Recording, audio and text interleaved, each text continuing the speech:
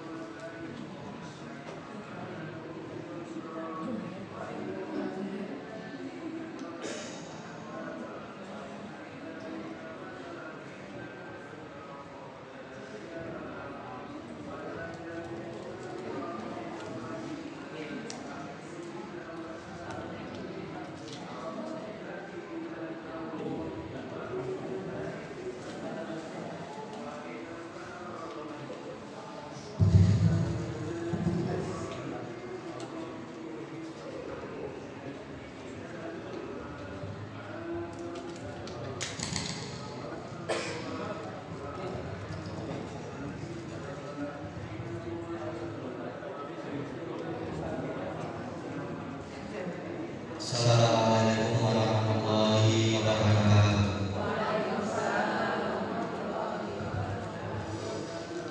A'udzu billahi minasyaitonir rajim.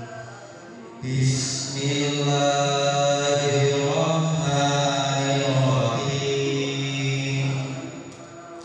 Ya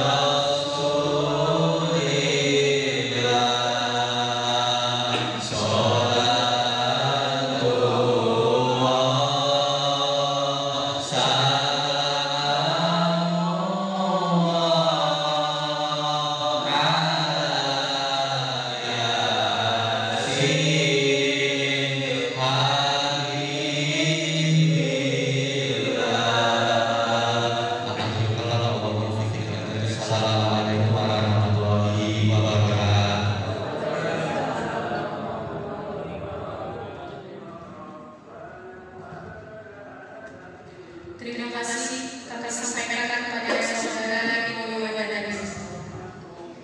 Selanjutnya menyanyikan lagu Indonesia Raya pada hadirin mohon untuk berdiri.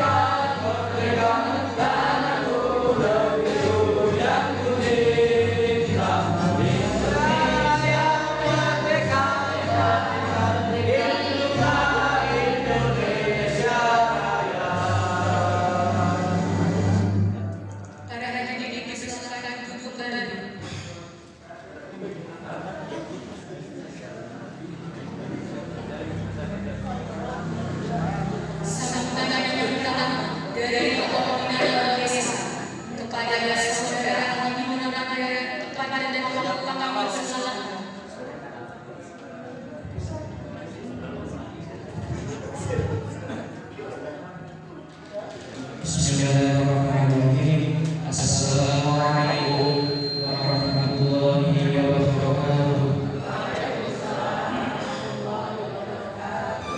Bismillahirrahmanirrahim. Innal hamdalillah nahmaduhu wa nasta'inuhu wa nastaghfiruh wa na'udzu billahi min shururi anfusina wa min sayyiati a'malina. Man yahdihillahu fala mudilla lahu wa man yudlil fala hadiya lahu. Asyhadu an la ilaha illallah wa asyhadu anna Muhammadan abduhu wa rasuluh. La nabiyya ba'dahu. Qala Allahu ta'ala fi kitabihi al-karim. A'udzu billahi minasyaitonir rajim. Bismillahirrahmanirrahim. Ya ma'al ladzina amanu minkum wal ladzina utul ilma darajat. Sallallahu alaihi wa sallam.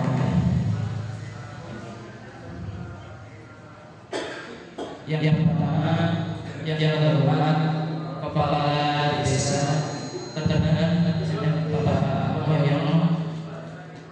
Yang kedua, yang kami hormati para narasumber pada kegiatan talkshow tematis pada malam ini, serta yang kami hormati tamu undangan dan para perangkat desa yang hadir pada malam ini, serta yang kami banggakan teman-teman semuanya tim KKN dari UIN Susu Pekalongan.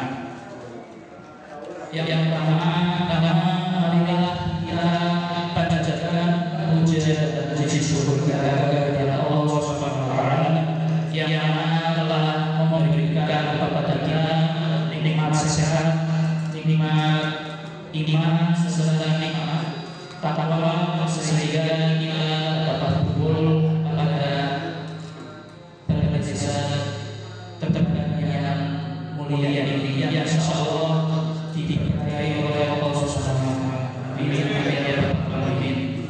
Yang yang kedua, Allah sallallahu serta salam semoga tercurahkan kepada junjungan Nabi agung kita, suri dan kita, Nabi Muhammad sallallahu alaihi wasallam. Allahumma shalli alaihi, yang mana semoga kita mendapatkan syafaatnya Allah di yaumil akhir. Amin Allahumma amin.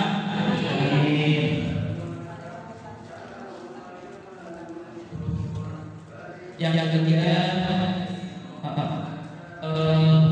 saya selaku koordinator desa ini KKN EBW Sudur Pekalongan. Yang pertama, terima kasih kepada seluruh staf perangkat desa maupun semuanya yang telah membantu jalannya acara ini sehingga acara ini dapat berlangsung secara lancar tanpa ada halangan apapun. Yang kedua, saya ucapkan terima kasih yang telah hadir pada acara talk show pada tanggal hari ini, dan dari unsur ketua RT, RW sampai seluruh lapisan ormas yang ada di desa tempat ini, kami ucapkan terima kasih yang sebanyak-banyaknya. Dan yang terakhir, mohon izin Bapak Ibu, Mas-mas, Mbak semuanya, izin menyampaikan agenda pada hari ini, yaitu agenda malam ini, yaitu talk show ini dengan tema menguatkan desa dengan sektor ekonomi kreatif, budaya, dan kesejahteraan masyarakat, tetap maju bersama masyarakat atau bersama. Harapannya dengan kegiatan ini semoga para masyarakat yang ada di desa tempat ini semuanya bisa bersatu, guyub dan bisa bersatu. Dan kami melihat di desa tempat ini ternyata memiliki ini sebenarnya memiliki potensi yang besar. Kalau kita semuanya itu bisa bersatu tanpa ada syarat atau apa, jadi semuanya elemen dari masyarakat di desa tempat ini kalau bisa bersatu itu semuanya akan menjadi lebih besar. Karena kami yakin potensi di desa tempat ini sebenarnya ada kalau semua masyarakat di sini itu bisa bersatu. Mungkin ini saja dari kami selalu koordinator desa KKN EBW Sudur Pekalongan, dan kami mohon maaf yang sebesar-besarnya apabila telah menyambut apabila masih terdapat kekurangan. Kami mohon maaf yang sebesar-besarnya. Bila wassalamualaikum warahmatullahi wabarakatuh.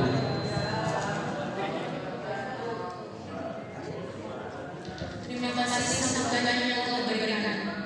Sambutan berikutnya dari Sekretaris Desa kepada Bapak Nazim SK, waktu dan tempat kami bersama.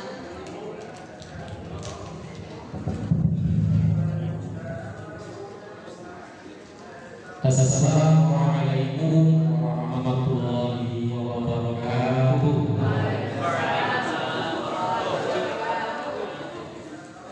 Bismillahirrahmanirrahim. Alhamdulillahirabbil alamin. Wa bihi nasta'inu ala umuri dunya waddin. Wassalatu wassalamu ala asyrofil anbiya'i wal mursalin wa ala alihi wa sahbihi ajma'in. La haula wa la quwwata illa billahi al-'aliyyil azim. Pak Hasan, ini suaranya terlalu iya. Diperbaiki dulu Pak Hasan. Nah, nanti nggak kedengaran yang belakang. Ekornya saja.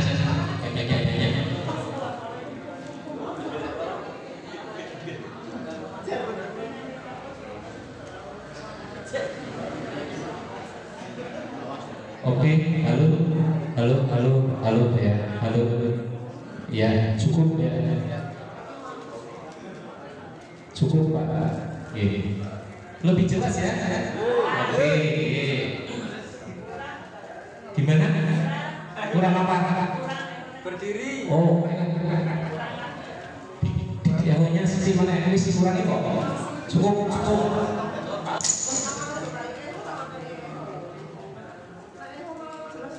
Iya.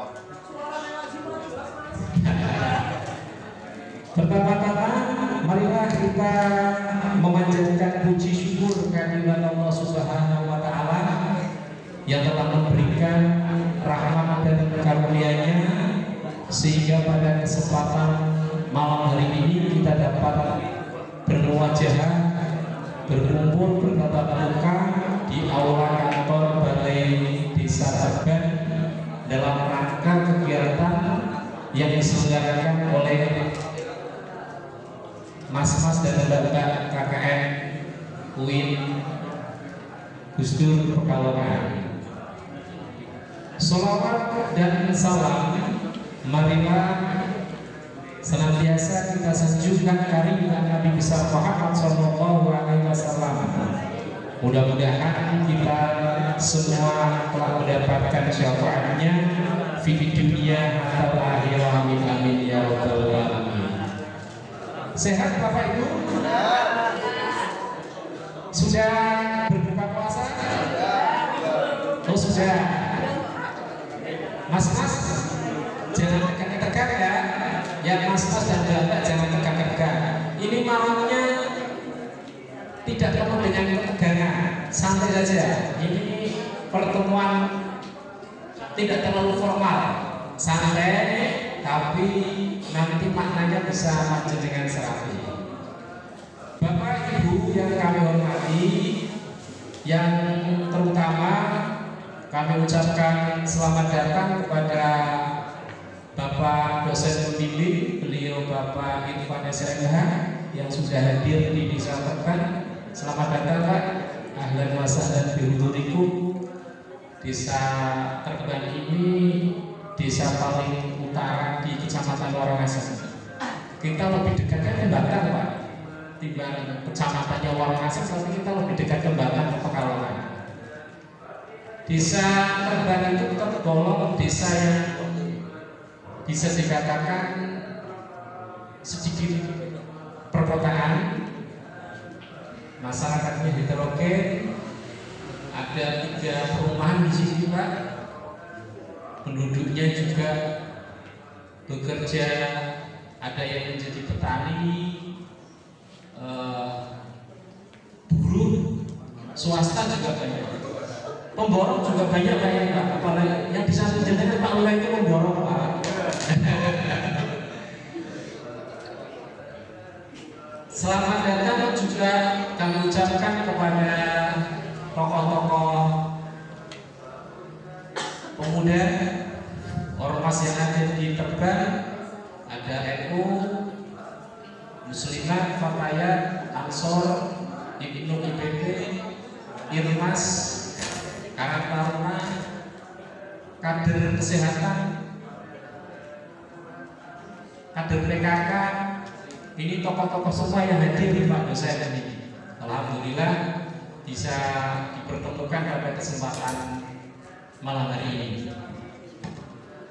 Yang saya hormati Bapak Kepala Desa Teban beserta perangkatnya yang sudah hadir lengkap. Pak Kades ini sibuknya luar biasa Pak. Anak buahnya itu 30-an orang lebih menurut ya. Pemborong ini, pemborongnya bukan hanya 1 tempat Pak, ada 4 tempat. Mudah-mudahan besok bisa 5 atau 6 Pak bisa ya, sehingga makan-makan terus nanti Pak.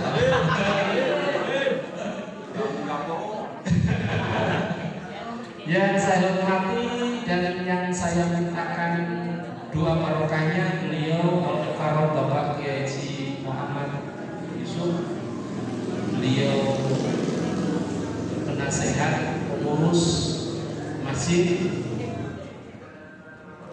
Suriah NU juga, LPMD juga yang sini. Alhamdulillah Biasa kalau di desa itu yang biasa kober melayani umat, melayani masyarakat, gitu ya ini kuliah. Karena kepercayaan itu sulit didapatkan. Orang itu akan memilih si A dan si B itu mendasari biasanya ini adalah trust, kepercayaan. Selama kepercayaan itu ada, maka beliau akan selalu kita kokohkan baik untuk memimpin umat maupun di kehidupan sosial masyarakat. Bapak-bapak dan ibu-ibu yang kami hormati, kami atas nama Sohibul Bed pemerintah Desa Terbang menyambut baik atas terselenggara kegiatan pada malam hari ini. Ini kalau tidak ada kegiatan ini, Pak dosen, ruangan ini tidak terlalu cerah. Kita tambah listrik itu 4 tempat gitu, Pak, untuk menghormati panjenengan hadir di Balai Desa Terbang. Biar lebih datang. Iya, tepuk tangan ya. Ya, nambah listrik 4 tapi prosesnya juga.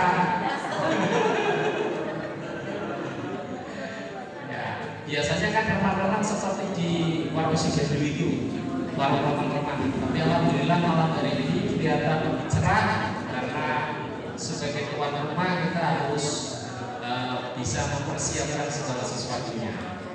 Yang selanjutnya kami mengucapkan terima kasih adik-adik KKN yang ada di Terbang sudah memberikan andil yang besar terhadap kegiatan kemasyarakatan yang ada di desa.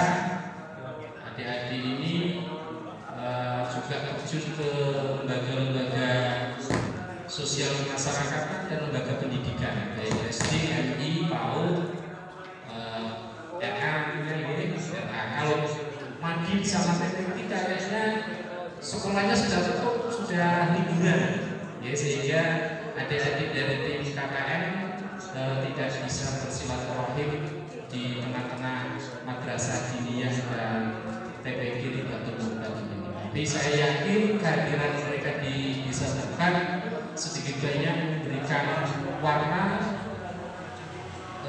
bagi kemajuan kehidupan sosial kemasyarakatan yang ada di wilayah Desa Terbang pada khususnya.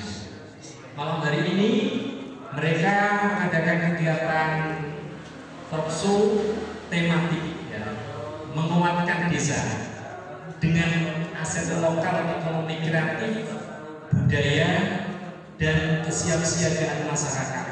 Tentunya berbasis kearifan lokal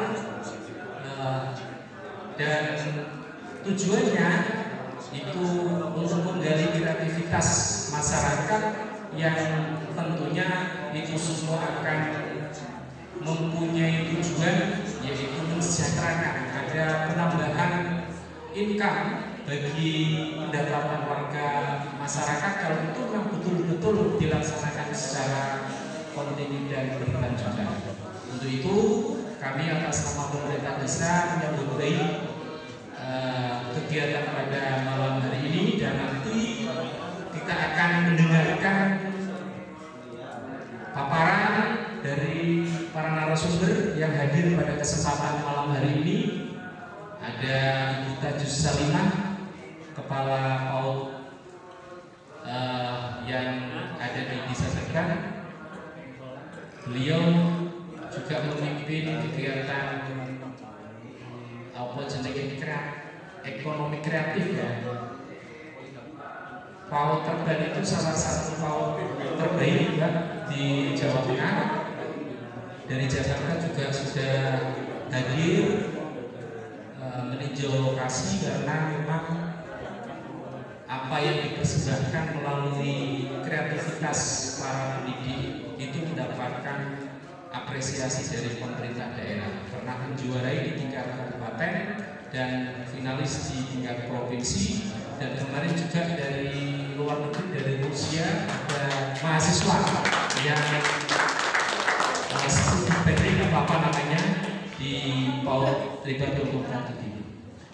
Dan yang nanti yang kedua sumbernya dari tokoh pemuda Mas Rizal Mas Rizal bisa bergabung di depan nanti ya. Beliau juga tokoh pemuda yang nanti akan memberikan sumbangsi pemikiran tentunya untuk kemaslahatan warga masyarakat Desa Serban. Dan yang tidak kalah penting yang kita nantikan dari Pak Irfan Syariha, nanti kami juga minta paparannya terkait dengan agenda kegiatan pada malam hari ini. Mungkin barangkali itu yang dapat kami sampaikan. Kami sekaligus yang terakhir meminta maaf yang sebesar-besarnya apabila dalam kegiatan penyelenggaraan malam hari ini ada hal-hal yang kurang berkenan. Dimaafkan ya? Dimaafkan. Oke, terima kasih. Dan Pak dosen jangan khawatir, adik-adik KKN di sini akan kita jaga bareng-bareng Pak. Dan alhamdulillah kalau buka puasa sekarang sudah tidak masak ya, karena makan di masjid. Ya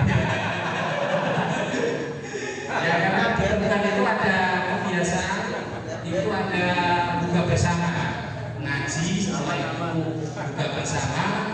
Nah, ada adik-adik ini kebetulan kita minta untuk mereka di masjid itu orangnya sekitar berapa orang? 100 orang yang makan terus, dan itu sumbangan bukan dari masjid tapi dari para ahli-ahli yang ada di desa Terbagan. Dan ini menjadi ladang pahala bagi warga masyarakat desa Terbagan. Maka kurang lebihnya kami mohon maaf, lepas tutul samatan mohon kelopatan kalau mohon ngampun dan Wassalamualaikum warahmatullahi wabarakatuh.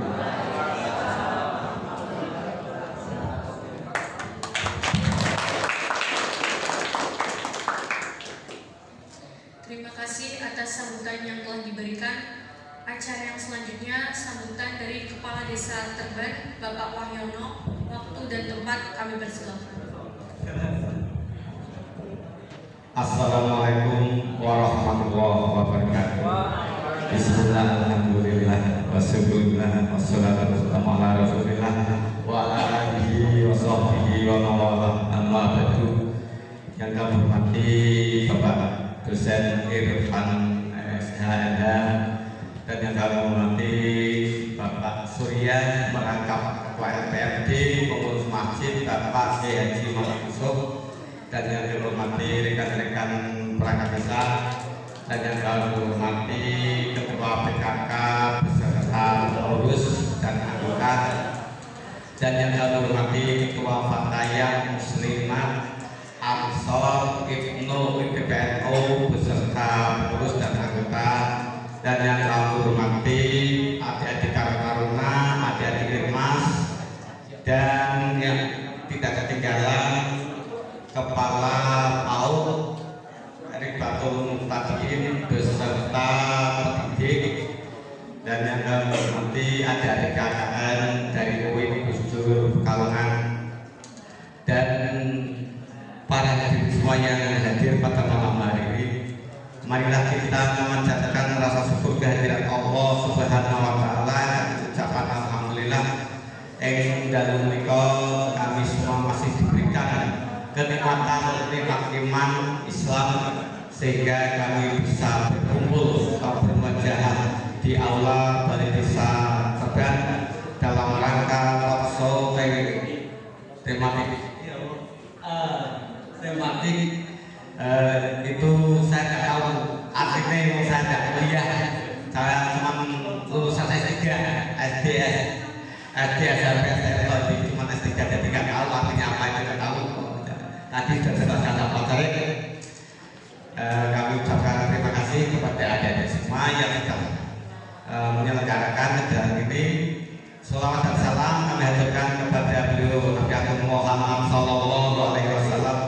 Semoga kita semua mendapatkan syafaatnya di dunia maupun di akhirat. Amin amin ya rabbal alamin.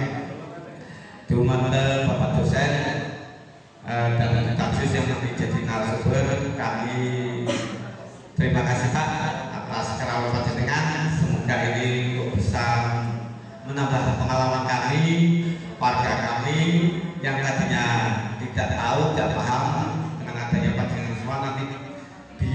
menambah pengalaman, menambah wawasan kaitan dengan banyak program-program pemerintah, program-program unggulan potensi desa yang selama ini belum tergali. Mudah-mudahan dengan adanya kegiatan semacam ini potensi-potensi yang ada di desa Rembang mudah-mudahan bisa terrealisasi atau bisa untuk dijadikan bahan untuk peningkatan kualitas dan peningkatan sumber daya masyarakat. Dan kami ucapkan terima kasih kepada Ibu Bapak yang Muslimat yang sama hadir.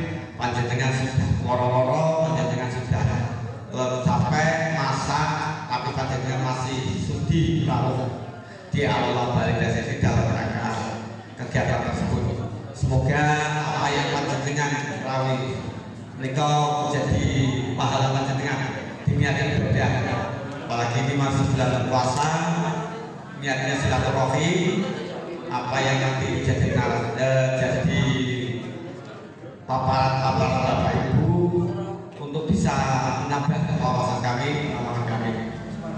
Dan kami mohon maaf karena keterbatasan tempat, keterbatasan karena ini bagi saya yang sangat kuno. Mungkin kantor ini nyanyi Pak, kantor ini kantor yang arsiteknya arsitek lama tapi nuansa modern karena begini terus keterbatasan anggaran karena pembangunan ini nggak bisa didanai dari dana desa. Jadi mau cari di mana dan ini tanahnya seperti ini Pak, nggak ada perluasan. Jadi doakan Pak mudah-mudahan ke depan bisa mendapatkan aspirasi untuk pembangunan luasan karena ini sudah cukup tapi luasannya ke atas. Di rumah tengah jadi kami ucapkan terima kasih. Panjenengan adalah generasi muda, potensi desa, aset negara. Kalau panjenengan selalu ikut dalam kegiatan seperti ini, mudah-mudahan desa akan tambah maju karena zaman sekarang zaman digital, zaman medsos, karena mungkin banyak pengaruh-pengaruh di medsos. Kadang kalau pemikirannya terlalu over, terlalu itu tidak mempertimbangkan nanti akhirnya panjenengan semua dan desa yang berdampak. Jadi kami nanti Pak dosen, Pak Jus dan narasumber yang lain monggo lah kita mohon untuk memberikan paparan untuk meningkatkan generasi muda kita, generasi yang milenial, generasi yang berpotensi demi kemajuan desa Rembang. Itu aja Pak yang kami sampaikan karena mungkin banyak narasumber lain karena waktunya sudah malam. Kurang lebihnya kami mohon maaf. Wabillahi taufiq wal hidayah. Wassalamualaikum warahmatullahi wabarakatuh.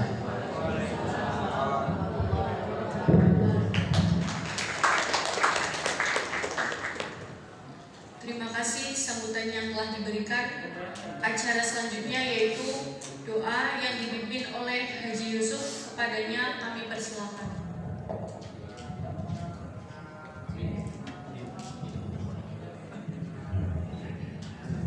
Bismillahirrahmanirrahim.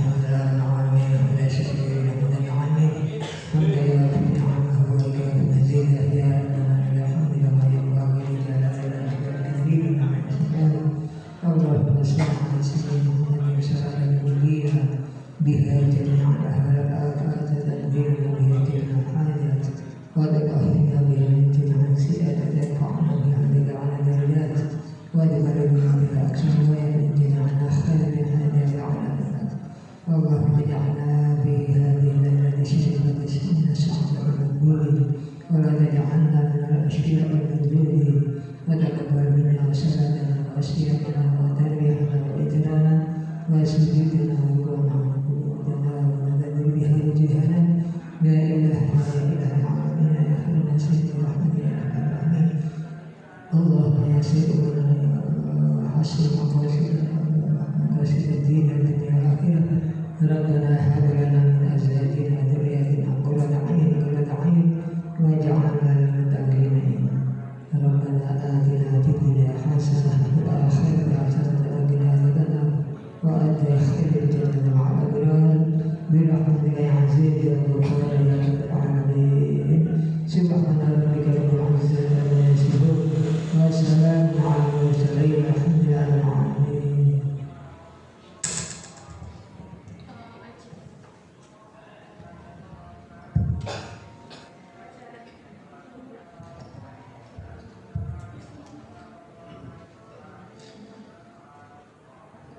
Acara selanjutnya mungkin sesi foto bersama.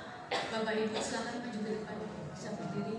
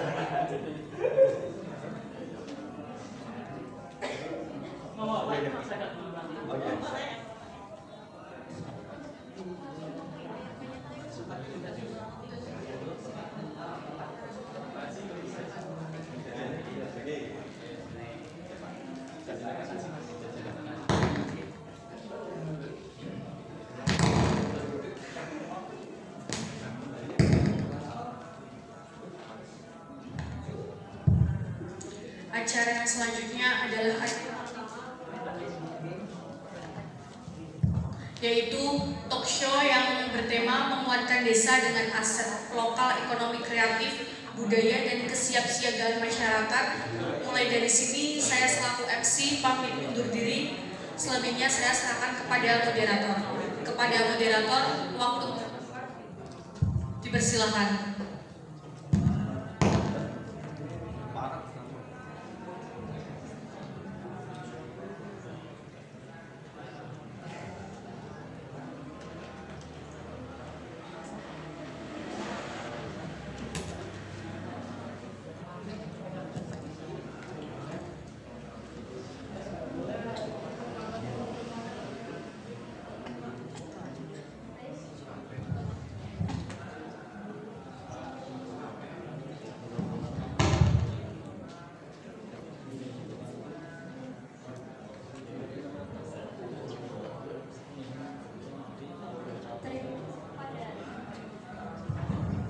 Terima kasih.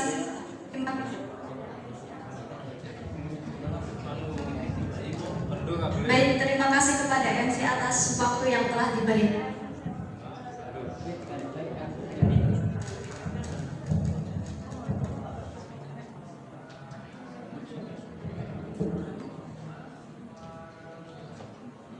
Sebelum itu dimohon untuk pemateri saudara Muhammad Fatul Rizal untuk dipersilakan maju ke depan, dan untuk hadirin dan hadirat yang hadir silakan yang paling depan untuk diisi. Monggo yang duduknya di belakang bisa pindah ke depan.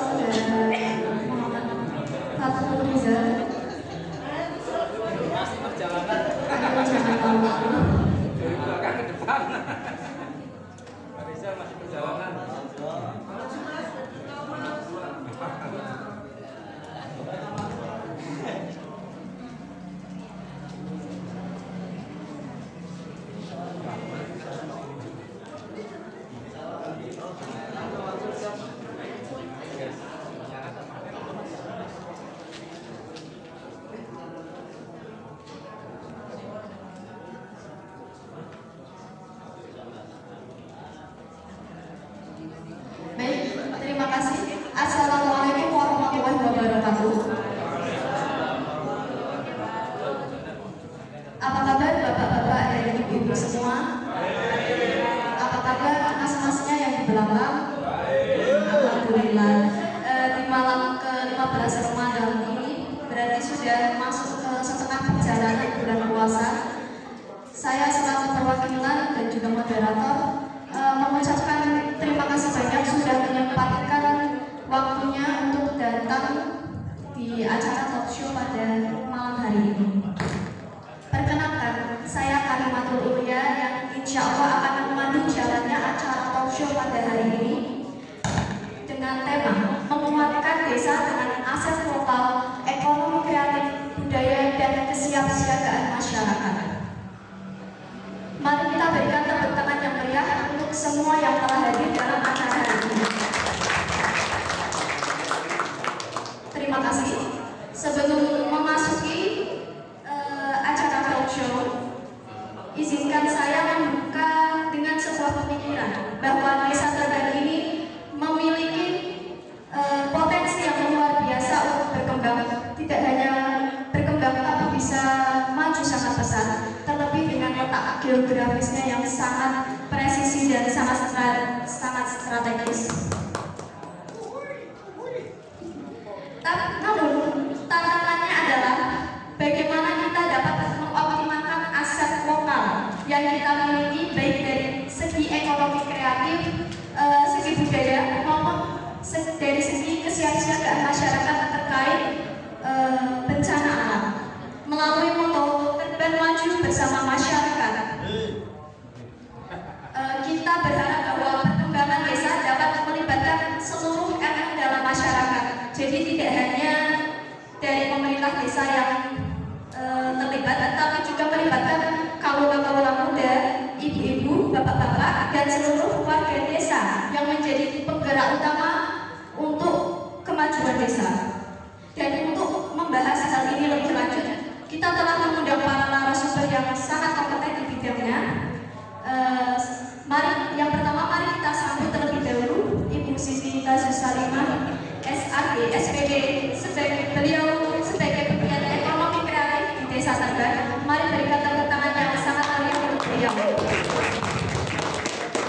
Lalu yang kedua, kita juga mengundang saudara Muhammad Fatul Rizal. Beliau merupakan seorang aktivis desa yang juga mewakili suara pemuda di Desa Tegal ini. Mari juga beri tepuk tangan kepada beliau yang meriah. Dan terakhir dan tidak kalah pentingnya juga, kita sambut Bapak Irfani SH MH selaku dosen pembimbing lapangan KKN kelompok 1 Desa Tegal. Mari kita juga beri tepuk tangan yang meriah kepada beliau. Baik, ketika narasumber telah hadir di depan kita, dan dalam acara talk show kali ini kita akan fokus pada dua pertanyaan utama yang mencakup seluruh tema acara kita. Pertanyaan yang pertama yaitu tentang bagaimana mengenali dan mengoptimalkan aset lokal untuk pengembangan ekonomi kreatif dan juga pelestarian budaya di desa. Lalu bagaimana membangun aliansi dengan berbagai pihak untuk meningkatkan kesiapsiagaan masyarakat terkait bencana alam yang bisa saja terjadi. Baik bapak-bapak dan ibu-ibu sekalian, karena ketika narasumber telah hadir, langsung saja saya akan mengajukan pertanyaan kepada masing-masing narasumber sesuai dengan bidang keahliannya masing-masing. Yang pertama kepada Ibu Siti Tazus Salimah. Ibu Tazus yang merupakan sebagai penggiat ekonomi kreatif di Desa Tegal, bagaimana strategi mengoptimalkan aset lokal desa untuk pengembangan ekonomi kreatif yang berkelanjutan, dan bagaimana produk ekonomi kreatif ini dapat memberikan dampak positif untuk peningkatan kesejahteraan masyarakat di Desa Tegal.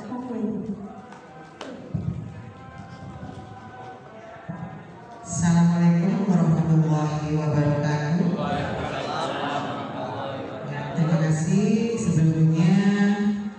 Saya mengucapkan terima kasih banyak. Yang pertama kepada Bapak Kepala Desa Tegal beserta para stafnya, kemudian juga kepada dosen pembimbing lapangan Bapak Irfani SHMA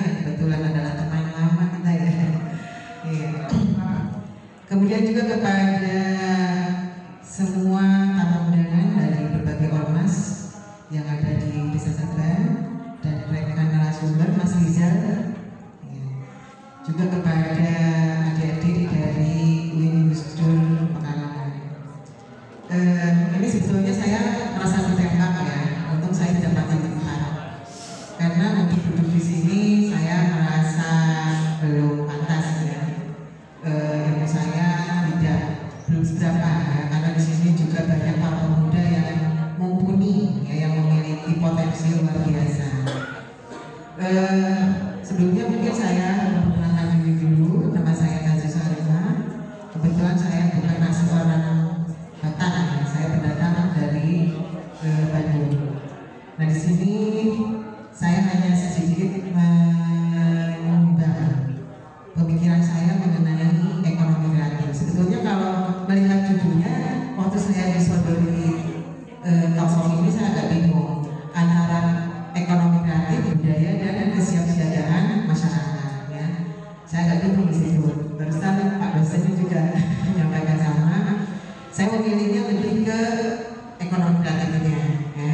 Karena memang saya bergerak di bidang kegiatan ekraf ya, atau ekonomi kreatif.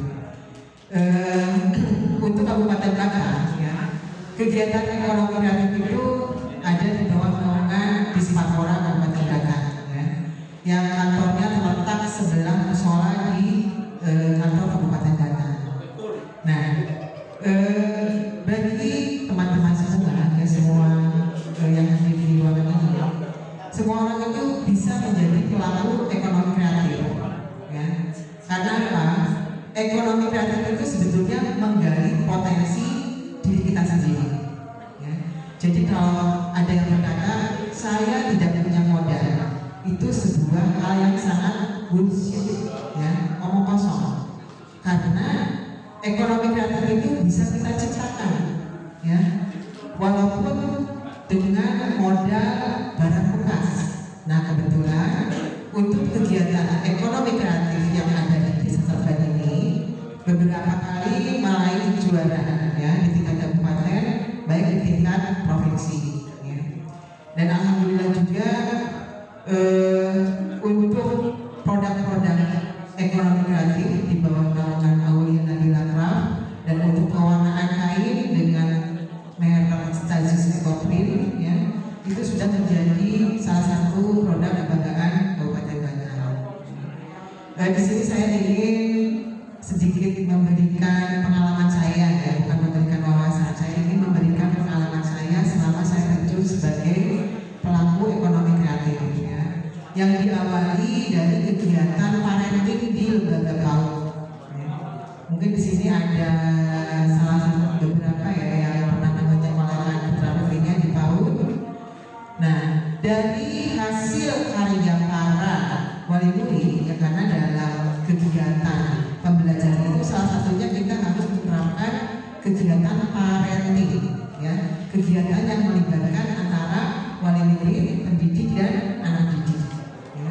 Seperti tadi disampaikan oleh Bapak Sekretaris Desa, sebetulnya itu penghargaan dari pusat itu untuk sekolah sehat ya. Nah, hasil karya para orang tua ya, yang saya nilai bagus ya, memiliki nilai ekonomi, saya angkat ya. Pada saat ada kegiatan pameran di tingkat kabupaten, saya bawa walaupun ya, bahannya itu dari bahan limbah. Jadi kalau kita mau bicara mengenai kegiatan ekonomi kreatif ya, kalau bicara saya nggak punya modal, itu sebuah hal yang sangat bullshit ya, omong kosong sekali. Karena semua bisa kita ciptakan ya, menjadi sebuah kerajinan yang memiliki nilai jual tinggi. Nah ini salah satu hasil karya, salah satu karya wali murid ya, itu dari anyaman koran ya, yang kita buat dengan media sebagai media jam ya, dan kita berikan finishing yang cantik. Jadi mungkin kalau orang melihat itu dari rotan, padahal dari lintingan koran ya. Nah kemudian dari mana membawa contoh-contoh untuk hasil produk kami? Sekarang sudah zaman digital IT ya, zaman digital selain dari Google, ya, kita juga bisa membuka aplikasi Pinterest. Di sana banyak sekali ya contoh-contoh produk yang sangat bagus, ya, yang bisa kita contoh. Termasuk untuk tutorialnya itu lengkap semua ada. Ya. Nah, kemudian juga selain dari limbah koran, ya, di dalam Aulia Nabila Rafi ini kami ada limbah dari kain, ya, baik dari pakaian, handuk, ya, kaos kaki, itu bisa jadi vas bunga, ya, vas bunga yang cantik, ya. Nah, beberapa waktu yang lalu dari Disnaker kebetulan ada anggaran bea cukai. Nah, itu diminta supaya menularkan ilmu membuat vas bunga dari limbah dan memiliki nilai jual. Satu vas bunga itu harganya 50.000, padahal bahannya dari kaos kaki bekas, gitu, ya. Kemudian untuk jam dinding yang di depan ini harganya 250.000. Sudah beberapa produk yang kami jual, ya, karena dalam ekonomi kreatif kita harus mampu berkolaborasi dengan pihak manapun, mampu bermitra. Jangan bilang saya nggak punya modal, ya. Kalau kita bisa berkolaborasi dengan pihak manapun, modal itu akan datang dengan sendirinya, gitu, ya. Nah, kemudian juga ada sofa botol plastik, ya. Biasanya kalau ada sofa botol plastik itu dibuat apa? Dibuat, dijual laku berapa mas? 1 kilo 6.000, nah ada bosnya, ya, 6.000. Kita kumpulkan ukuran berapa Bu Farma? 600 mili. 600 mili sebanyak 36 botol, ya. Kita buat sebuah bulatan, kemudian diaplikasikan dengan bahan-bahan baru. Jangan berarti kalau limbah itu harus limbah semua, ya. Kita aplikasikan dengan bahan-bahan yang baru juga supaya memiliki nilai jual tinggi, ya. Itu dibungkus dengan busa yang tebalnya mungkin sekitar 10 mili, ya, atau lebih juga boleh. Kemudian kita berikan cover kulit untuk kursi yang sintetis, ya, dan cari kakinya yang bagus. Online itu banyak sekali. Satu buahnya itu harganya hanya 7.000 rupiah. Kita beli 4 berarti berapa? 28.000. Kainnya harganya per meternya sekitar 15.000. Busanya itu harus lembar, ya. Kurang lebih itu kalau untuk bahan-bahan jadi 4 kursi, ya, bisa kita jual per kursinya itu dari botol bekas 250.000 rupiah. Itu percaya tidak? Ya, itu sudah kami bawa ke Transmart dan Matahari, ya. Kemudian untuk pewarnaan kain, ya, kita tidak perlu banyak memanfaatkan kain sintetis yang menggunakan bahan kimia. Kita bisa memanfaatkan sendiri, membuat sendiri, memproduksi sendiri, ya. Mbak, tolong dibeberkan kain yang di depan. Nah, ini kemarin sempat beberapa kakak-kakak yang ini ikut praktek membuat kain pewarnaan bahan alam dari bahan yang tadinya putih bersih, ya. Kita beri pewarnaan dari daun-daun, ya, dari daun-daun.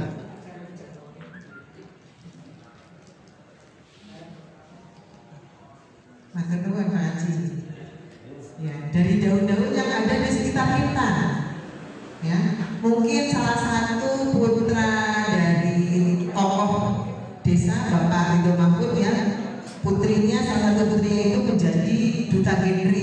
Juara berapa Bapak? Juara 1, ya. Nah, banyak potensi, ya, untuk warga masyarakat Padang itu banyak yang memiliki potensi luar biasa. Hanya saja kurang digali, kurang diangkat, ya. Nah, dari kelompok duta genre juga datang ke rumah, ya, belajar belajar pewarnaan alam. Dari satu kain dengan harga tergantung jenis kain ya. Kalau kita ambil kain rayon itu per yarnya itu paling 9.000. Kalau per meter dengan biaya potongnya mungkin jatuhnya sekitar 11.000. Ya, kita beli 2 meter. Biasanya kalau rayon itu menyusunnya banyak sekali. Ya. Nah, dengan modal 22.000 ya, itu harus 2 kain kalau membuat warna kain itu. Kain utama dan kain belakang. Satunya kain katun. Kita cari kalau masih belajar yang harganya paling murah 21.000. Berarti 42.000 ditambah 22.000 berapa? 64.000. Kalau bahannya klinis kita jual bisa mencapai 300.000 rupiah. Sekali waktu ada tamu dari Dharma Mukti kali ini tingkat provinsi Jawa Tengah datang ke kabupaten. Itu tamu-tamu dari berbagai kantor pengadilan agama dan pengadilan negeri belanja satu hari kami menjual produk sampai mencapai 5 juta rupiah dalam waktu 2 jam. Nah, itu ya. Jadi yang namanya ekonomi kreatif ya, itu bisa diciptakan oleh siapa saja ya. Dan sudah pasti ya, masing-masing itu harus punya passion ya, harus punya gaya tersendiri. Apalagi di zaman digital ini banyak anak-anak muda yang membuka toko online ya. Jalan 1 tahun, besok sudah datang material datang ke rumahnya dibangun menjadi rumah tingkat. Tidak lama berangkat umroh, tidak lama lagi beli mobil. Nah itu, kita bisa berkolaborasi dengan orang-orang yang memiliki usaha online. Tidak sedikit ya yang mengalami kemajuan karena usaha online walaupun tidak memiliki toko dan bukan sebagai produsen. Ya, karena apa? Mereka bisa menggunakan aplikasinya, bisa Shopee, Blibli, Ladangku, ya, Amazon yang luar negeri, banyak sekali sekarang. Gitu ya. Mungkin itu sudah terjawab semua. Oke. Mungkin saja atau dulu.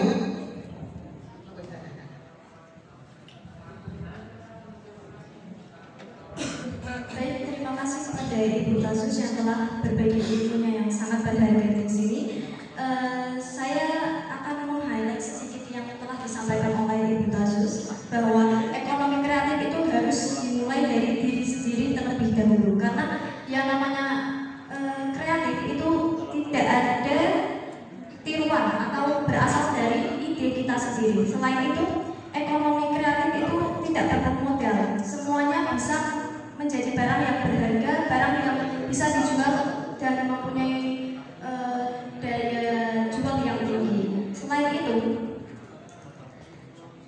semua hal itu bisa diciptakan dan juga jika kita bisa kolaborasi dengan siapapun, model akan datang dengan sendirinya. Dan selain itu, masing-masing dari kita itu juga apabila ingin terjun dalam dunia ekonomi kreatif itu harus mempunyai passion atau gairah atau rasa keinginan tinggi dan juga rasa semangat yang mendalam agar hal tersebut dapat berjalan dengan baik. Selanjutnya kita akan masuk ke materi dari saudara yang kedua, yaitu saudara Muhammad Fatul Rizal. Mas Fatul Rizal ini merupakan aktivis dan juga perwakilan dari pemuda desa Terban. Pertanyaan untuk Mas Fatul Rizal, bagaimana peran nilai budaya lokal di desa itu bisa memperkuat identitas dan ketahanan desa Terban, serta upaya apa yang dapat dilakukan untuk bisa melestarikan budaya lokal tersebut di tengah arus yang modernisasi ini, terutama yang bisa melibatkan generasi muda di desa Terban ini.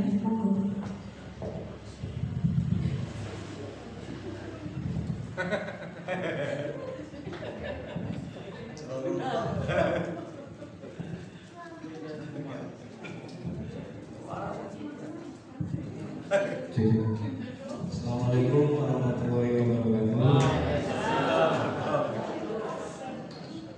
Alhamdulillah.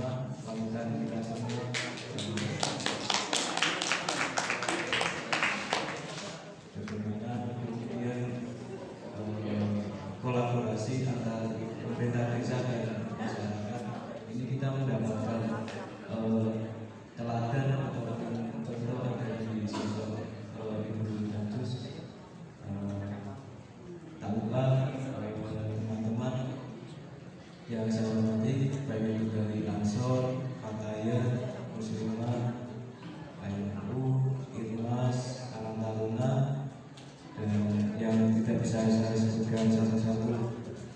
Ini saya kalau di sini cuma pelengkap saja, pelengkap karena terus terang dari dulu salah satu keresahan saya bagaimana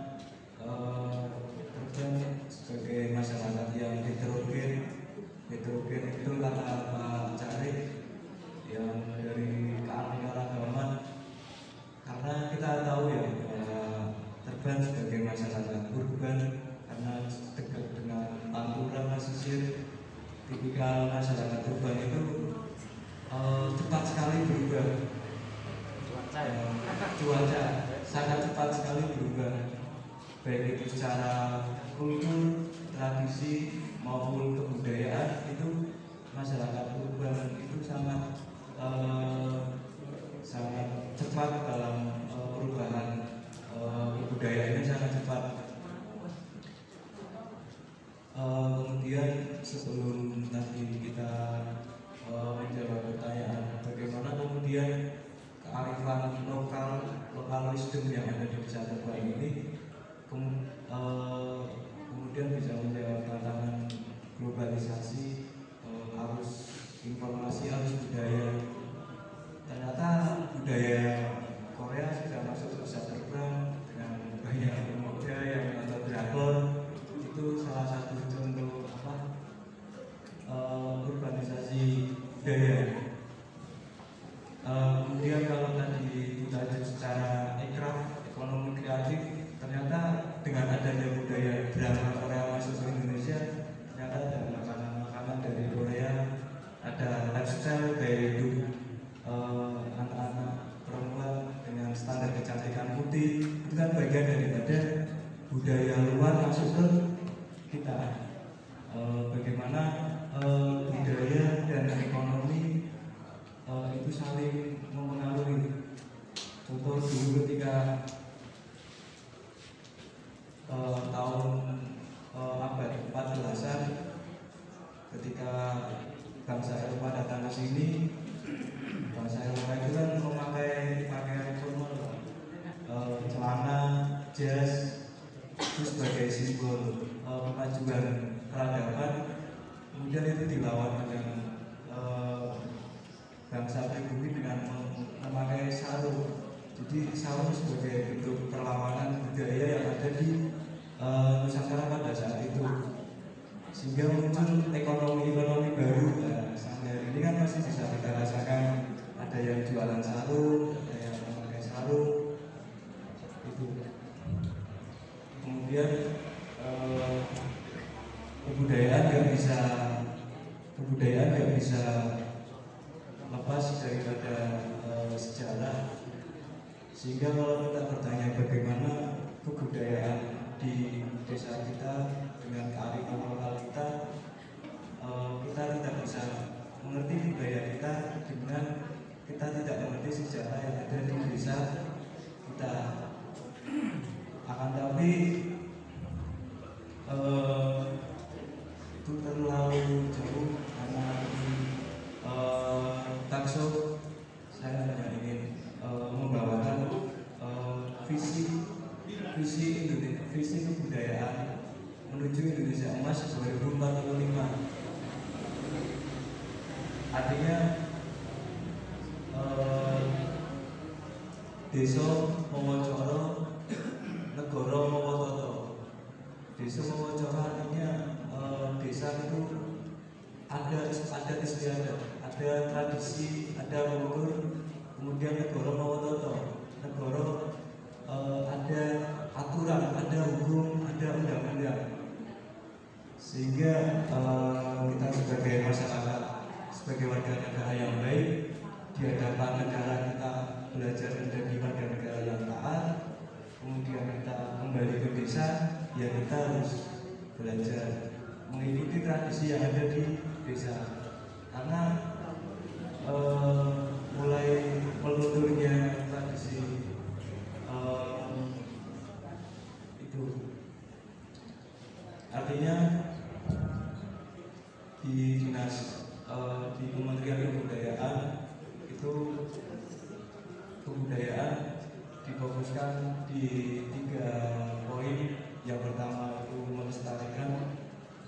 bagaimana budaya yang ada di kearifan lokal ini bisa lestari. Yang pertama bagaimana kita bisa melestarikan kebudayaan. Yang kedua adalah mengembangkan bagaimana budaya ini bisa berkembang dengan ekonomi kreatif, dengan kreativitas para pelaku budaya. Kemudian yang ketiga adalah memajukan bagaimana budaya ini bisa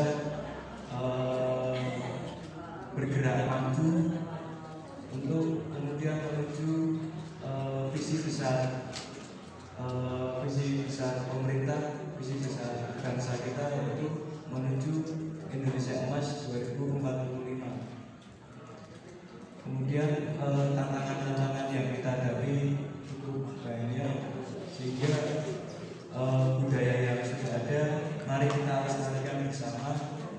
Contoh budaya yang sudah ada di desa kita, di desa Serba itu budaya gotong royong. Kalau tiap hari itu bersih-bersih desa. Kemudian budaya karnaval, kalau tiap 17 Agustus ataupun tiap itu bisa. Tapi kebudayaan itu ada dua yang dirumuskan oleh dinas kebudayaan. Yang pertama intangible, yang kedua intangible. Artinya warisan budaya yang dalam bentuk benda dan warisan budaya yang dalam bentuk tidak benda. Contoh di desa kita itu ada sebenarnya, cuma belum tersentuh. Di desa kita itu ada warisan budaya yang dalam bentuk benda. Contohnya itu pustaka Masjid Serban. Jadi pustaka Masjid Serban itu di antara peninggalan warisan budaya dalam bentuk benda. Karena pernah suatu ketika kita mendatangkan dari dinas kebudayaan Kabupaten Batang, ketika dilihat sebenarnya ini bisa menjadi cagar budaya, dalam bentuk benda. Di Kabupaten Batang itu yang mirip pustaka yang di desa Serba itu yang mirip secara struktur itu ada di Wismo. Kalau di Wismo kan sudah menjadi pemahaman umum bahwa kalau makam Wismo itu dulu pernah ditinggali, pernah menjadi tempat dakwahnya Sunan Bonang dan Sunan Kalijogo, sehingga sampai hari ini kan kalau kita ziarah ke Wonosobo kemudian ke Wismo, jadi tiap setahun sekali ketika ada hall di sana itu ada diperlihatkan Mustokonya. Nanti kalau masih ada, jadi kalau mau kita lihat ya, jadi Mustoko yang di desa Serba itu sangat mirip dengan yang ada di Wismo. Tapi apakah budaya itu seera dengan kita? Jadi proses masuknya Islam di desa Serba itu seera dengan era warisan yang ada di Wismo atau di Wonosobo. Karena kita tahu kan kalau jalan di pasar sini sampai ketika ini kan namanya jalan Wali Sinongko. Apakah kemudian diambil dari mana jalan Wali Sinongko itu? Artinya apakah sosok Wali Sinongko itu memang betul-betul yang pernah ada di sini atau tidak? Itu kita kehilangan jejak, kita kehilangan sumber. Akan tapi jejak yang memang betul-betul masih ada itu Mustoko yang ada di Masjid Serban, sehingga itu bisa menjadi salah satu cagar budaya dalam bentuk benda, cagar budaya benda. Kemudian ada satu lagi cagar budaya dalam bentuk tidak seperti knowledge pengetahuan, pengetahuan yang ada di desa Teban itu ada yang dari luar dan ada yang turun-temurun. Dari luar itu contoh masyarakat Teban sekolah di luar apa turun-temurun, dia ini turun-temurun itu sehingga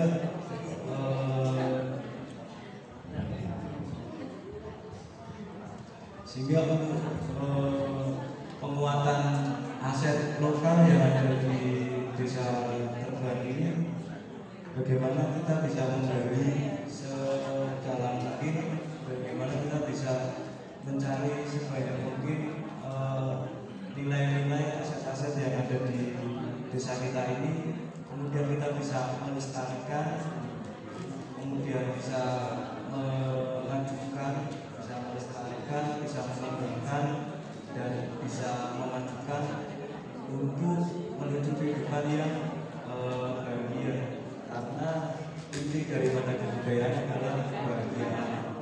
Intinya menjadi masyarakat yang bahagia, menjadi masyarakat yang bisa menebar kebahagiaan. Intinya kalau orang kebudayaan enggak bahagia, itu berarti intinya kalau kebudayaan itu jadi dengan kebahagiaan. Karena ya itu karena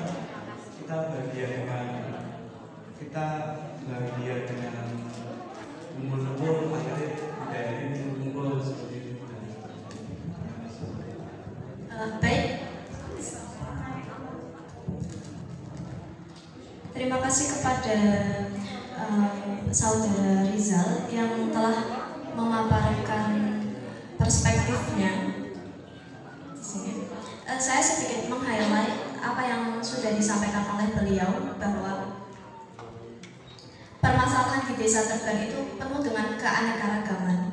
Hal ini karena letak desa Teban itu sendiri yang strategis, di mana dihitung desa tapi dekat dengan perkotaan, dan juga penduduknya itu tidak hanya berasal dari desa itu sendiri atau merantau lalu tinggal di desa ini. Dan hal itu merupakan hal yang umum dialami oleh masyarakat urban atau masyarakat yang berpindah untuk mengalami perpindahan budaya yang sangat cepat. Nah, kita sendiri tahu bahwa terjadinya globalisasi itu mempengaruhi secara langsung terhadap budaya yang sudah ada di dalam masyarakat itu sendiri. Contohnya seperti budaya K-pop yang telah masuk itu menyebabkan percampuran budaya, seperti timbulnya makanan-makanan khas Korea yang ada di desa ini sendiri. Lalu juga itu termasuk mempengaruhi ekonomi desa. Selain itu, kebudayaan itu sendiri tidak bisa lepas dari sejarah. Nah, jika kita sebagai warga desa, jika ingin melestarikan budaya, artinya kita harus memahami terlebih dahulu sejarah desa yang ada, agar kita lebih paham dan tidak terbawa arus globalisasi. Nah, selain itu beliau juga memaparkan bahwa kebudayaan itu fokus pada 3 poin, yaitu yang pertama lestari, yang artinya melestarikan kebudayaan. Lalu dari melestarikan kebudayaan itu sendiri, budaya itu dikembangkan hingga bisa bersinergi dengan ekonomi dan juga globalisasi. Lalu yang poin terakhir yaitu memajukan budaya tersebut seiring dengan visi-misi Indonesia Emas 2045. Warisan budaya benda itu ada 2, yaitu budaya yang tak tersentuh dan juga budaya benda dan juga budaya tak benda. Nah, dari budaya benda yang ada di desa ini itu ada Pustaka Masjid Teban, dan itu topik yang sangat menarik. Dan lalu budaya yang tak benda itu ada pengetahuan masyarakat yang secara turun-temurun itu diceritakan. Untuk selanjutnya kita masuk ke sesi pertanyaan untuk Bapak Irfani selaku dosen pembimbing lapangan KKN kelompok 1 UIN Gus Dur. Berdasarkan pengalaman Bapak sebagai pendamping mahasiswa di berbagai desa dalam KKN yang sebelumnya, bagaimana peran perguruan tinggi dalam penguatan kapasitas desa untuk menghadapi berbagai jenis bencana dan bagaimana korelasi hal tersebut dengan teknologi yang ada. Terima kasih Bapak.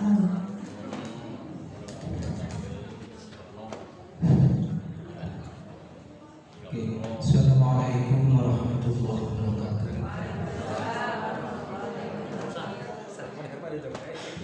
Bismillah, alhamdulillah, wassalatu wassalamu ala rasulillah sayyidina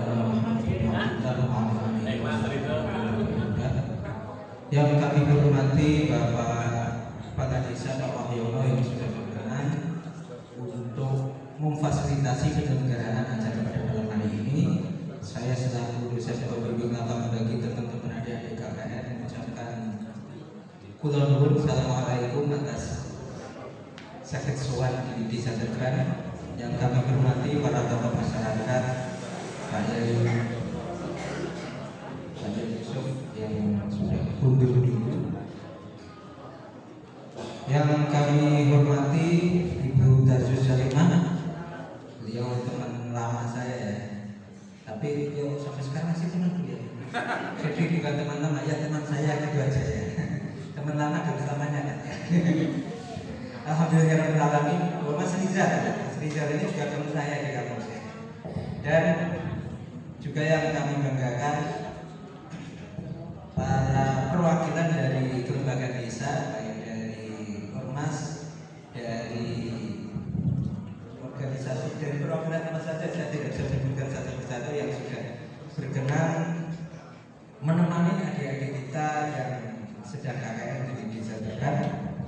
Pertama, saya selaku pendamping teman-teman mengucapkan maaf Pak Lurah dan para perangkat desa baru sakit sowan malam ini karena sekarang penerjunannya difokuskan di Medan ya waktu itu, sehingga sebagai perwakilan kampus yang menemani teman-teman baru sakit sowan malam ini ya. Yang kedua kalinya pada masyarakat Tegan secara umum ya, kami titip meskipun ini sudah jalan pertama ya, baru dititipkan ya. Karena KKN itu sejatinya belajar juga, kuliah berjalan, kuliah nyata, sehingga teman-teman di sini pada hakikatnya adalah belajar bermasyarakat. Seperti apakah sih seharusnya bermasyarakat itu? Intinya sebenarnya itu. Adapun tema yang diusung oleh KKN periode 61 itu adalah menguatkan desa dengan aset lokal, ekonomi kreatif, budaya, dan kesiapsiagaan masyarakat. Saya akan sedikit bercerita tentang tema ini. Tema itu kan ada 3, berarti aset lokal, kata kuncinya aset lokal, ekonomi kreatif, budaya, 4 ya, 4. Ekonomi kreatif, budaya, dan kesiapsiagaan masyarakat. Sebenarnya tema itu tidak harus semua ada di kelompok KKN ya. Misal kalau Tegan mungkin karena yang sudah maju ekonomi kreatifnya lebih diprioritaskan di ekonomi kreatif. Nah, kalau kesiapsiagaan bencana sebenarnya itu diprioritaskan untuk periode KKN ini di 3 desa dan binaan UIN, yaitu di Petung Kriono ada 2 desa Tlogo Pakis dan Kasimpar serta di Pacet Tegan. Itu memang program yang secara khusus untuk siap-siagaan bencana dan trauma healing bagi anak-anak yang korban bencana. Sedangkan kalau di Tegan saya kira alhamdulillah bukan daerah bencana lah ya, aman-aman, sehingga tidak harus ada program yang siap-siagaan bencana. Meskipun di bencana tidak bisa diduga saja, tapi secara ngelmu menungso prediksi ini kan terkadang sokong daerah aman ya. Meskipun kalau bicara tapi tidak ada daerah di sana manapun yang kalis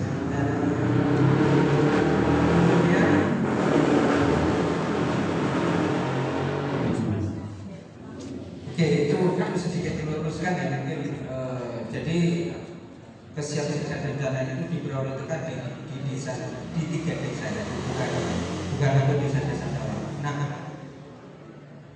kalau saya di sini dongeng mawon ya, dongeng sebagai representasi dari kampus UIN. Apa sih kebijakan kampus UIN berkaitan dengan KKN, dengan kolaborasi? Pada intinya KKN itu satu pertama memberi kesempatan teman-teman adik-adik mahasiswa untuk belajar di masyarakat sebagai bagian dari pembelajaran kurikulum. KKN itu masuk kurikulum dan masuk SKS juga, karena kuliah namanya juga kuliah yang berjalan. Jadi mereka bisa belajar. Oleh karena itu Pak Lurah kalau ada relawan-relawan di masyarakat itu nomor-nomor lah. Jadi kurang tegur lah ya. Tadi juga kalau adik-adik kita ada yang kurang dibimbing, mohon bimbingannya karena mereka di situ sudah belajar. Yang kedua, meskipun belajar bukan berarti hanya ikut buka bersama toh ya, tapi harapannya oke, seandainya di gerbang ini adalah bisa sampaikan apa yang akan Anda lakukan. Kira-kira seperti itu ya. Sebenarnya KKN itu bagian dari pembelajaran untuk bermasyarakat. Nah, salah satunya di malam ini talk show untuk menghadirkan elemen-elemen masyarakat yang ada di gerbang ini bersama-sama pikir bagaimana memajukan desa terbang. Kira-kira seperti itu. Nah, kemudian dari hasil KKN itu biasanya ada tindak lanjut. Nah, kalau tindak lanjut itu biasanya kolaborasi dengan UIN. UIN itu sebenarnya perlu saya sampaikan paradigma atau pendekatan pemberdayaan masyarakat yang dilakukan oleh UIN itu disebut dengan ABCD. ABCD itu singkatannya Asset Based Community Development itu bahasa Inggris, artinya pembangunan masyarakat berbasis aset, berbasis potensi, bukan berbasis masalah. Dengan waktu yang singkat cuma 45 hari ini, kalau berbasis masalah, yang mencari ini masalah apa, bagaimana solusinya dan akan selesai. Masalah itu warga desa asli saja tidak bisa orang-orang mengingatkan masalah tidak, tapi pendekatannya adalah pendekatan potensi, bukan pendekatan masalah. Sehingga teman-teman didorong untuk ngajak bareng-bareng memetakan potensi apa yang ada di desa, baik potensi budaya, potensi ekonomi apa perlu dimajukan. Nah, sebagai implementasinya biasanya karena UIN ini kampus Islam dan juga negeri dan Islam yang banyak dilakukan oleh kawan-kawan UIN untuk kolaborasi dan mendorong ekonomi kreatif di masyarakat, terutama kalau di produk-produk itu biasanya ya, tapi tidak terbatas pada yang sudah dilakukan. Satu, biasanya adalah pendampingan sertifikasi halal itu untuk produk-produk yang berbasis makanan. Karena sekarang ada sistem sertifikasi halal yang bisa didapatkan dengan skema self-declare yang itu tidak dipungut biaya. Kalau dulu untuk dapat sertifikasi halal itu besar biaya. Sewaktu sertifikasi masih ditangani oleh MUI, sekarang sudah di bawah. Nah, sudah melalui mekanisme self-declare itu bisa lebih bukan lebih malah terjangkau, malah tidak dipungut biaya. Adapun ya lebih harapannya bukan cuma produk-produk besar saja, tapi produk-produk warga lokal itu juga bisa masuk di retail, di Alfamart, Indomaret, apalagi sekarang Alfamart, Indomaret, kemudian toko-toko retail itu juga masuk ke kampung-kampung. Akan sangat disayangkan kalau kita sebagai warga desa cuma sebagai konsumen atau pembeli, tapi bagaimana kita bisa memasukkan produk juga ke situ untuk dijual. Apalagi Terban itu daerah urban yang dekat dengan kota, daerah di Soyora, daerah Laura. Tapi setengah kota ya, setengah kota, setengah desa, dekat jalan tol, sehingga yang berpotensi lewat di Terban itu juga cuma orang lokal ya. Nah, untuk bisa masuk produk-produknya masuk di retail itu, mereka punya spesifikasi dan standar mutu yang standar mutu itu terkadang belum sepenuhnya dipahami oleh teman-teman pelaku ekonomi di desa. Sehingga disitulah UIN bisa masuk, bisa berkolaborasi entah dengan alumni yang sudah sukses untuk memberi pelatihan, dengan dosen-dosen atau siapa saja yang berkolaborasi. Jadi KKN ini harapannya bisa saja depan ada kolaborasi dengan UIN meskipun sudah tidak ada KKN. Yang kedua biasanya pendampingannya pada sisi pemasaran atau digitalisasi, karena problem utama di ekonomi lokal kita desa itu pemasaran yang lokal bagaimana memasarkan ke lebih luas. Biasanya perlu diberi percaya diri. Sebenarnya bisa, tapi kadang warga desa itu kurang percaya diri saja. Padahal produknya enggak enak, cuma percaya dirinya kurang kan. Kampus itu dorong itu biar peserta itu diyakinkan bahwa Anda mampu, produk Anda nggak kalah sebenarnya, sehingga di situ juga bagian dari concern membawa masyarakat agar pede dengan potensinya dan mampu bersaing dan berani bersaing dengan produk-produk yang besar dari pemuda desa.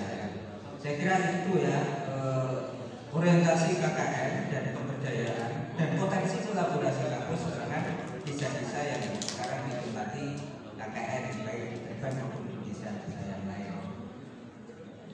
Sudah 10 menit lebih. Saya kira itu yang dapat saya sampaikan. Saya tidak menyampaikan. Saya sudah ngarang dari sana. Terus aku rapat dan bagi macam-macam juga. Terkadang makin nyampe saya kenalkan dari kejadian ini sejak S1 sudah biasa wirawiter, sudah biasa main ke rumah Buta Zus ya Pak Faisal. Kebetulan punya teman juga S1 Bu Dumai saat itu satu kelas dengan saya, jadi biasa ke rumah Faisal, ke rumah Buta Zus, dan sudah sangat lama kita terjadi kalau itu lagi berarti telah kebetulan dia jangan nomornya sering bilang ini silaturahim dengan alhamdulillah masih bisa bertemu dengan kita dan kawan-kawan di Beban. Saya kira itu yang dapat saya sampaikan. Siapa? Mbak Karina. Apabila nanti mungkin bisa kalau masih memungkinkan bisa dilanjut dengan ngobrol santai dari saya. Apabila ada kekurangan dari sisi apapun mohon maaf saudara bersama. Wallahu a'lam bishawab. Assalamualaikum warahmatullahi wabarakatuh.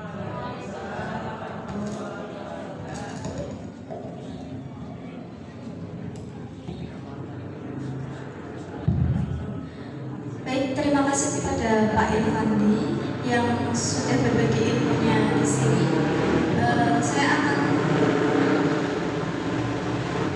akan sedikit menggaris besar dari apa yang beliau paparkan, bahwa dari sekian tema, 4 tema utama yaitu aset lokal, ekonomi kreatif, budaya, dan juga kesiapsiagaan masyarakat terkait bencana, itu tidak semua tema diwajibkan untuk dilakukan oleh para mahasiswa yang KKN, karena itu harus disesuaikan dengan potensi desa yang ada, dan itu harus disesuaikan dengan potensi desa terbaru. Nah, program KKN itu sendiri merupakan program bagi mahasiswa untuk mereka belajar bermasyarakat, meskipun dalam artian belajar, tapi bukan belajar seadanya, tapi sebagai mahasiswa KKN itu juga harus memposisikan diri mereka itu sebagai warga desa itu sendiri dan membayangkan bagaimana mereka sebagai warga desa dan apa yang harus dilakukan agar desa itu bisa maju. Nah, hal ini itu sesuai dengan prinsip ABCD yang merupakan pendekatan potensi dan aset. Itu merupakan salah satu pendampingan dalam program KKN. Contohnya seperti mendaftarkan produk ke dalam sertifikasi halal, lalu pendampingan pada masyarakat bahwa potensi produk yang mereka hasilkan itu mampu bersaing.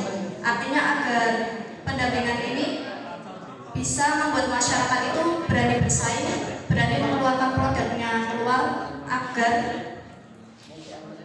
ekonomi kreatif itu semakin maju. Terima kasih kepada semua narasumber kita atas materinya yang sangat luar biasa sekali. Karena keterbatasan waktu yang ada, selanjutnya kita akan langsung masuk ke sesi tanya jawab singkat. Dan untuk para hadirin yang ingin bertanya, silakan bisa mengajukan tangan lalu menyebutkan identitas di terlebih. Dari kami membuka 3 pertanyaan. Silakan.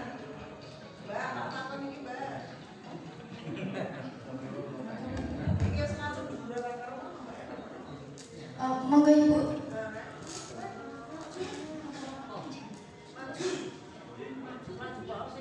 Maju orang gaji. Kabelnya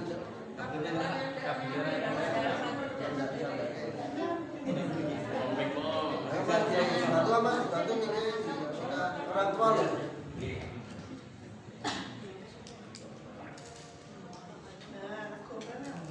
Sikap.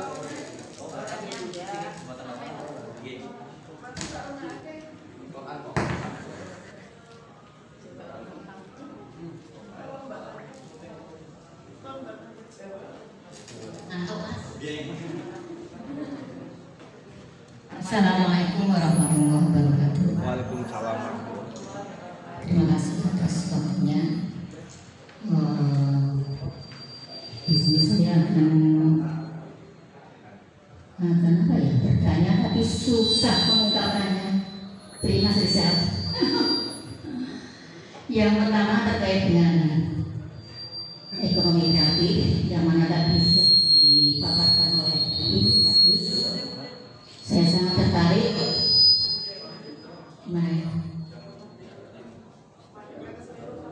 Saya ingin tahu lebih dalam dan lebih luas, namun karena waktunya sudah cukup malam ya, tidak mungkin. Terkait ekonomi kreatif itu, apakah sudah berdampak di masyarakat Terban Kasus? Berdampak dalam arti sudah memberikan kesadaran bagi masyarakat, karena tadi disampaikan bahwa ekonomi kreatif ini harus berkolaborasi ya. Berarti kalau boleh tahu yang dimotori oleh kasus ini sifatnya mandiri sendiri atau kelompok ya? Lepas dari kelompok ataupun mandiri, itu apakah sudah berdampak pada khususnya kesadaran masyarakat Terban, kemudian apakah juga sudah bisa memberikan sedikit peluang kesempatan pekerjaan untuk masyarakat seperti itu? Itu aja. Kemudian untuk Mas Rizal, sampai yakin fokusnya di budaya ya Mas Rizal ya. Pati-pati di situ ada sebuah tema dari satu sama lain kan saling terkait ya. Panjenengan tadi sudah menyampaikan ataupun mengamati ya, pengamat budaya desa Terban ya. Itu kaitannya dengan ekonomi kreatif itu apa? Bentuk nyatanya, konkretnya itu seperti apa? Yang tadinya menggunakan sarung ya, ada kata-kata sarung ya. Kemudian beralih ke apa? Kemudian terkait dengan digitalisasi ya dan modernisasi. Nah itu, jadi antara budaya dan ekonomi kreatif itu sangat erat kaitannya ya satu sama lain. Itu contoh konkretnya itu aja dari saya. Menginginkan akhir kalam. Assalamualaikum warahmatullahi wabarakatuh.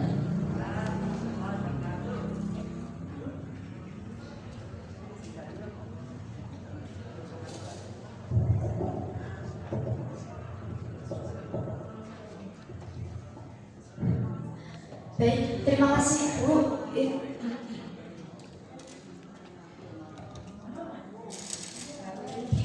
Pertanyaan yang sangat bagus sekali.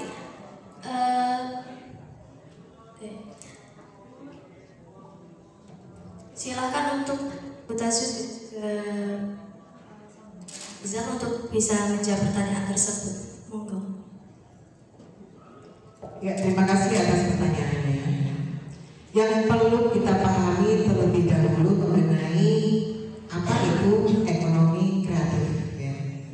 Ekonomi kreatif adalah sektor ekonomi yang menggabungkan kreativitas, keahlian, dan pengetahuan untuk menghasilkan nilai tambah. Ya. Ekonomi kreatif melibatkan berbagai industri dan sektor yang didasarkan pada kreasi, produksi, dan distribusi barang serta layanan. Kemudian ciri-ciri ekonomi kreatif itu apa saja? Berbasis pada ide dan gagasan. Ya. Kemudian kolaborasi antara berbagai aktor yang berperan dalam industri kreatif. Kemudian lagi pengembangan tidak terbatas dalam berbagai bidang usaha. Ya. Kemudian kreasi intelektual, kehandalan dalam beradaptasi, kemudian juga distribusi beragam, kerjasama, dan tanpa batasan. Untuk ekonomi kreatif itu terdiri dari 17 subsektor, ya. Dan saya kebetulan bergerak dalam bidang fashion dan kria.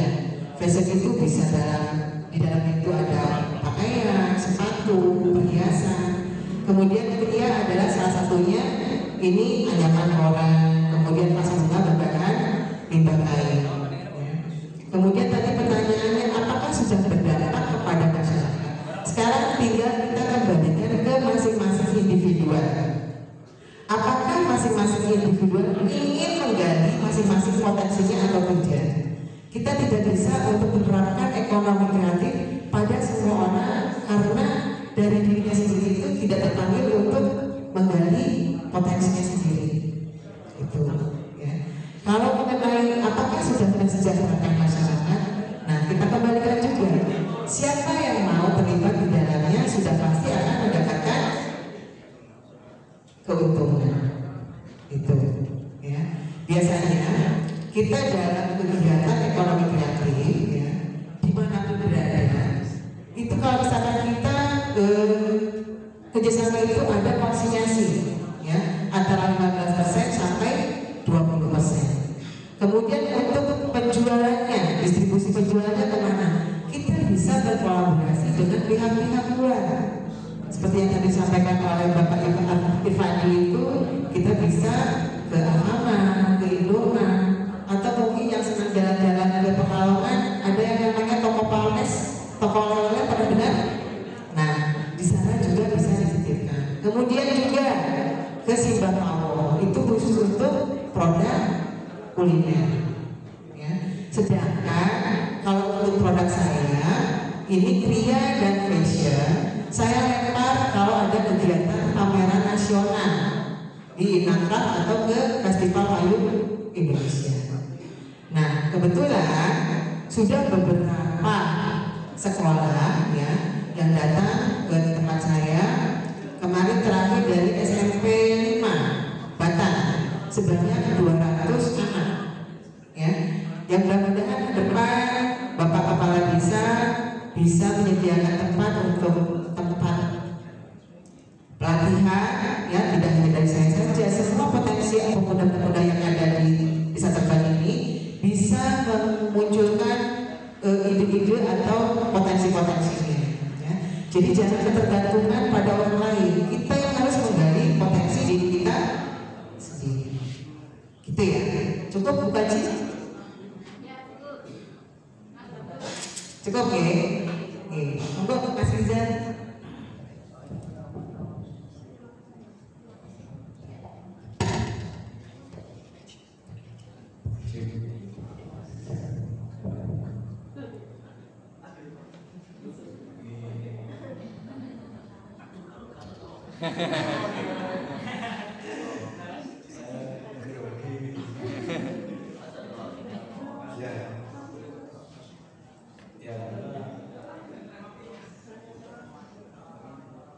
Izinkan saya menjawab dengan sepengetahuan yang saya miliki. Ibu, yang pertama budaya, artinya kita itu sebagai masyarakat yang inklusif, yang terbuka, sehingga kita menerima banyak budaya yang ada